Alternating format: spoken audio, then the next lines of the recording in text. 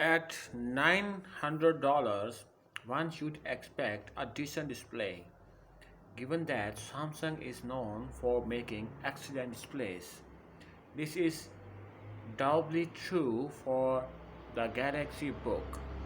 Subjectively, I found the 15.6-inch Full HD display to be bright enough for all the places where I usually work, but I wasn't impressed with the apparent contrast or colors.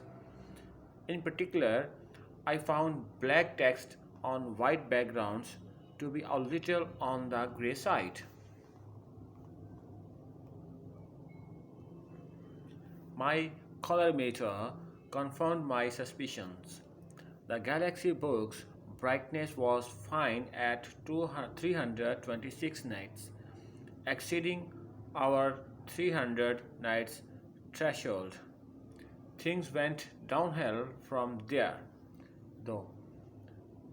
The display's colors were surprisingly narrow at just 48% of Adobe RGB and 64% of sRGB, and though they weren't particularly accurate, with a delta E of 2.41, one or less is considered excellent. This is a huge disappointment, especially at this price. Worse yet, contrast came in at just 700 ratio 1, well under our preferred 1000 ratio 1.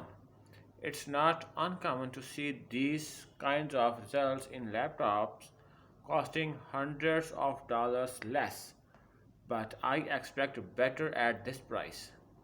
The HP Envoy X36015, for example, wasn't as bright at 270 nits, but it hit 71% of Adobe RGB and 95% of sRGB with an accuracy of 101.06 point accuracy of 1.06.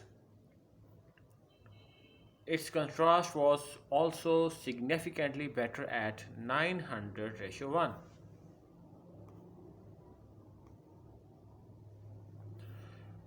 This is a laptop that's intended for casual business users, and they don't require the wide and accurate colors demanded by creators, but they do expect something closer to the industry average for the class of machine, and this display just doesn't live up to the standard. I was surprised to see Samsung use such a low quality display in a laptop at this price.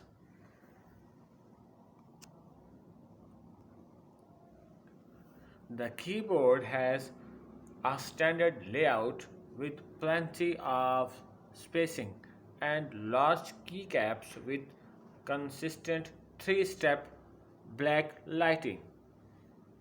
There's not a lot of travel, but the switches were crisp and snappy with a comfortable bottoming action. They were also quiet, which is a plus. I would rate this as a very good keyboard that's just a step behind the best around, such as those found in HP's Spectre line and Dell's XPS.